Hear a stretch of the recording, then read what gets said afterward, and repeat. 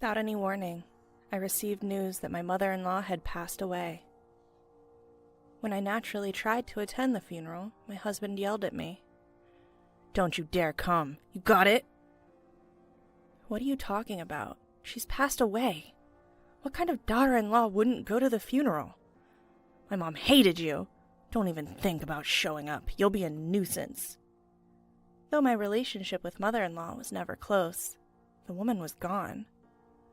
Not attending the funeral as a daughter-in-law would be beyond disrespectful. Ignoring my husband's words, I headed to the funeral hall, which was a bit far away. When I got there, I saw my husband leading the mourning rites. Wait, what's going on here? Whose funeral is this? What followed was a shocking truth that was hard to believe. My name is Sophia. I'm 30 years old. I've been married for 3 years and live with my husband, William. Things were great back then, but not anymore. I won't sugarcoat it. I'm not satisfied with my married life. The main problem lies with my husband. I became a housewife when we got married. That's because when he proposed, he asked me to quit my job and stay home. Since I was just an office worker with no particular passion for my job, I complied and quit. But that was a mistake. For the first year of marriage, everything was relatively fine. Things took a turn for the worse in our second year. I used to receive $1,000 a month for living expenses from my husband, but suddenly it was cut to $500. Look, William, making ends meet with just $500 is impossible. Why? I'm covering the rent. All you have to worry about is utilities and groceries, right? Even for basic household items, $500 isn't enough, especially when you factor in utilities and food. You're the one who's supposed to make it work, aren't you? You're living on my income. Figure it out. In the end, he wouldn't compromise, so I had no choice but to make do with $500. No matter how hard I tried, it was just not enough. My husband eats more than the average person, making it even harder. After a year of living off my savings, I watched the balance steadily decline since there was no income. Every time I checked the balance, the number kept getting smaller and smaller. Seeing this filled me with a bottomless sense of dread. What will happen to me when this account hits zero? $500 is just not enough, no matter how hard I try. William shows no signs of increasing the household budget. What am I to do? That's when I decided it was time to go back to work. Even if I can only work part-time, I should be able to make between $800 to $900 a month. That extra income would certainly make life easier. That night, when I approached my husband with the idea, he visibly recoiled. Work? You can't be serious. No way. Why not? This would give us more breathing room. If life is tough, it's because you're bad at budgeting. It's your fault. I've done all I can. Life is still hard. That's why I've been considering other options. Playing the victim, huh? You can live because of me. How dare you even say that? His dismissive tone fueled my growing rage. Before I knew it, I was letting him have it, louder than I'd ever imagined. Enough is enough! You're the one who wanted me to be a housewife. Since when does yelling solve anything? I just want you to understand. How can anyone make ends meet with just $500? Shut up! Stop blaming others! Think of something else, you loser! He spewed these words, shoved me aside, and stormed out of the living room. I fell to the floor, tears flowing uncontrollably. Why is this happening? All I wanted was a peaceful married life. I always felt the need to talk to someone about my worries, but my parents live far away and it's not easy to visit them. I couldn't keep silent anymore, so I initiated a discussion. On the other hand, my in-laws live only an hour away by car. However, my husband doesn't seem to get along with them, so we've had no contact since we got married. So, talking to my in-laws is pretty much out of the question.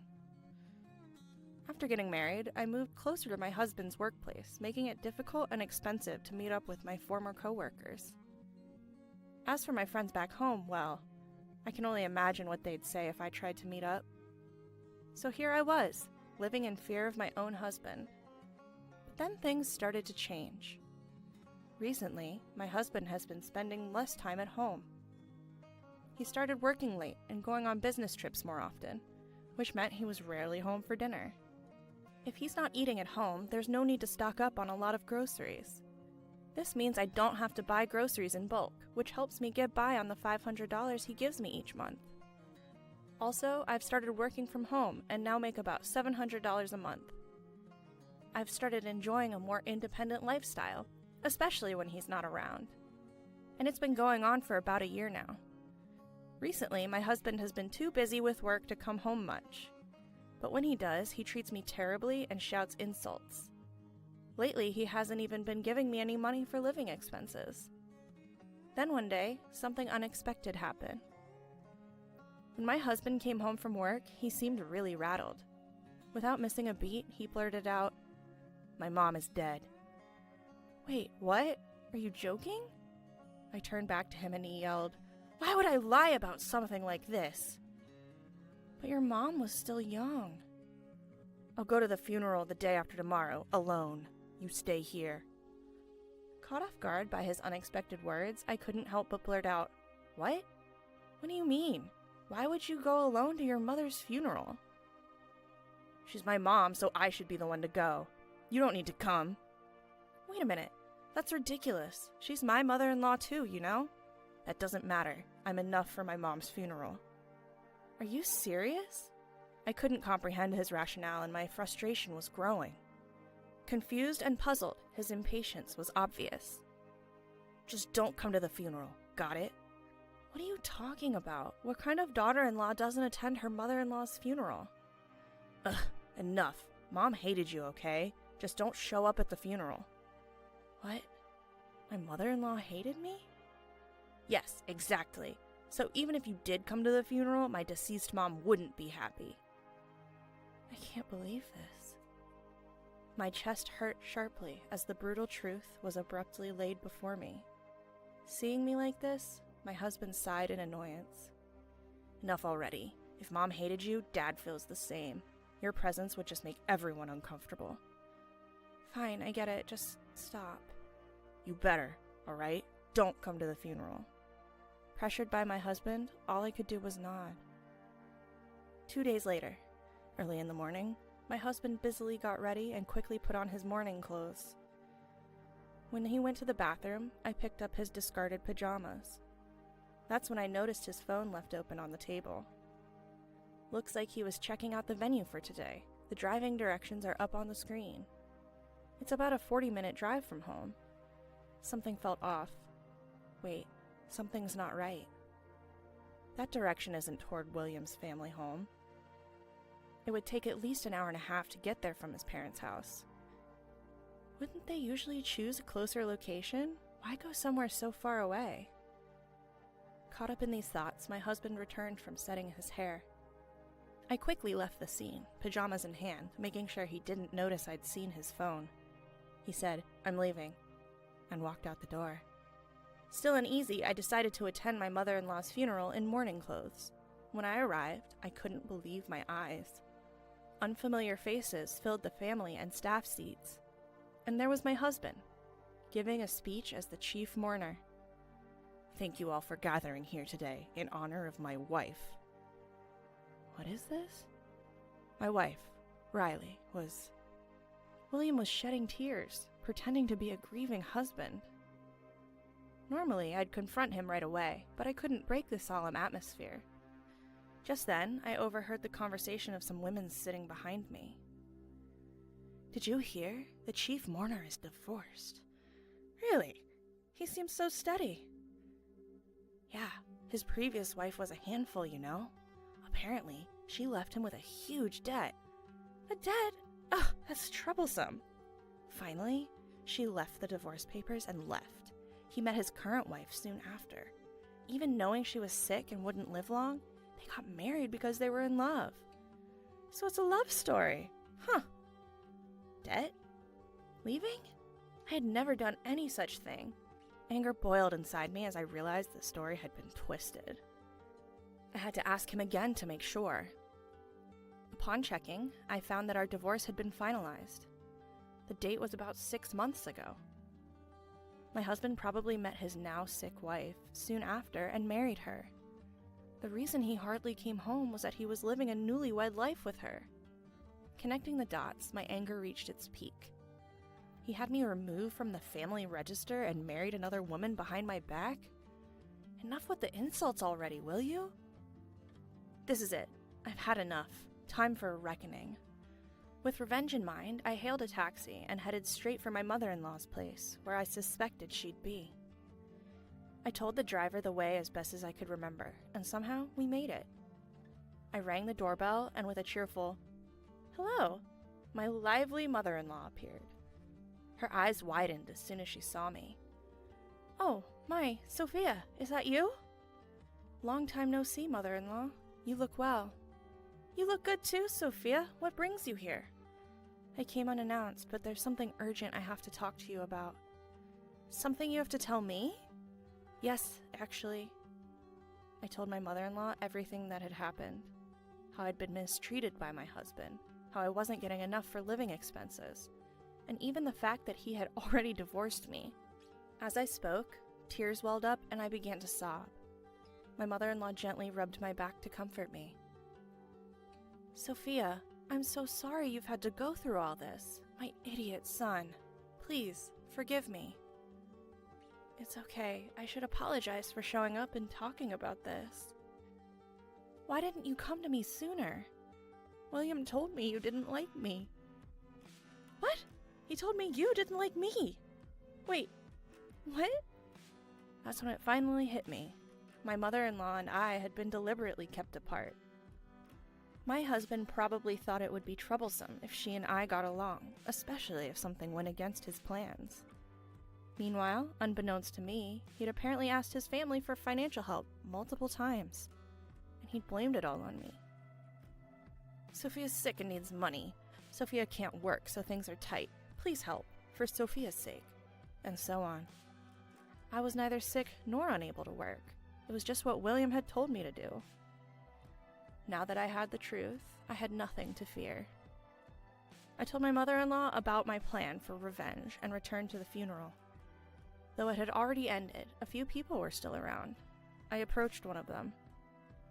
"Excuse me, do you know where the deceased's family lives? I couldn't make it to the funeral, and I want to bring some flowers later." Pretending to be an acquaintance, I managed to get the address of my husband's mistress's family home. The next day, I took some funeral flowers and headed to their place. When I rang the doorbell, a woman who looked quite worn, probably from the grief of losing her daughter, answered the door. It was likely the mistress's mother. I introduced myself as a friend. I was invited inside. Once led to the room with the family altar, I saw my husband there. "Sophia? What are you doing here?" Upon saying my name, my husband quickly covered his mouth. The father of the mistress asked, "William, what's going on?" That's when I let it all out. "I'm sorry for lying. I am this man's ex-wife." "Ex-wife? Why would you be here?" "Your daughter and I were both deceived by this man. I found out just yesterday at Riley's funeral that I was divorced." "What? What does that mean?" "He told me it was my mother-in-law's funeral and told me not to come. I suspected something was off, so I followed him, only to find out it was the funeral of his new wife." "What's the meaning of this? William, explain yourself." At the sound of Riley's father's furious voice, William's face turned pale as he looked down. The atmosphere, once laden with sorrow, completely shifted, as if sensing his wrongdoings.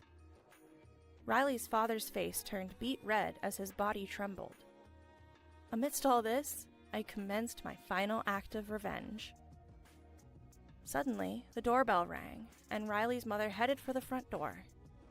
When she returned, she was accompanied by my mother-in-law. "Mom?" Sweat erupted from William's forehead. He was visibly shaken. My mother-in-law proceeded to give him a piece of her mind. "Causing trouble for others. What do you think you're doing? Pay back the money you borrowed from us right now, and don't you dare blame Sophia." "Wait, Mom, this is not the time to—" "You owe an apology to Sophia, that woman, and even your parents, right here, right now. Do you even understand what you've done? Declaring me dead and removing Sophia from the family registry. That's the height of disrespect. Mom, can we talk about this later? This isn't the place to... That's exactly why it's the right place. It would be unfair to the other woman and your parents if I didn't. I'm here to make sure everyone knows what a loser you are. Riley's father grabbed William by the collar and shouted, "You've got to be kidding." Seemingly terrified, William started to cry on the spot. Turns out, William had lied to Riley's father about needing money for Riley and had borrowed from him. Upon questioning, it was revealed that William had gambled away all the money. In the end, William was kicked out of Riley's house and faced legal actions. Ignoring his tearful face, I turned my back with my mother-in-law and started to walk away. At that moment, a desperate voice called out from behind. "Wait!" I turned around slowly. What? "Sophia, I'm really sorry. Can we start over?" Excuse me?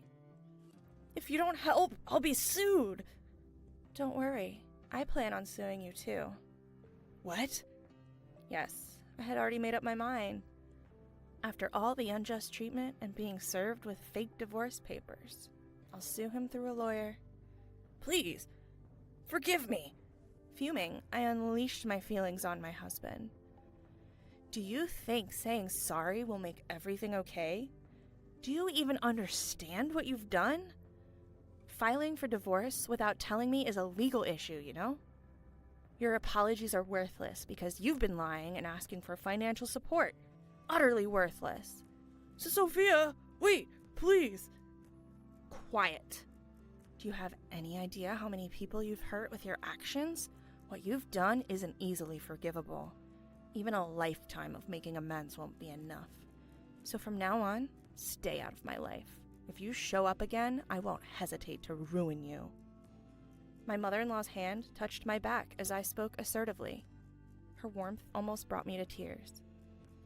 Afterwards, William ended up paying back the $10,000 he borrowed from Riley's father in one lump sum.